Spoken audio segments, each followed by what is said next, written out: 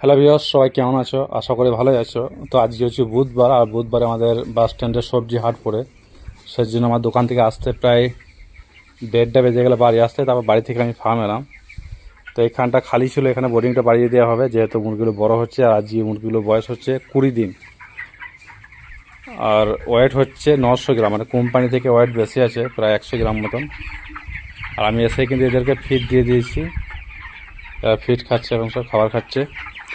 আর আমি সকালে আসার সময় ভেবেছিলাম, যখন ফার্ম যাব তখন জাম পারবো, ওই যে জাম গাছগুলো আছে ওখানে। কিন্তু আমার অনেক দেরি হয়ে গেল আসতে, সেই জন্য আজকে আর জাম পারা হবে না। আর এখন যদি জাম পাই তাহলে দুপুরে খাবার খাওয়া হবে না, খেতে পারা যাবে না।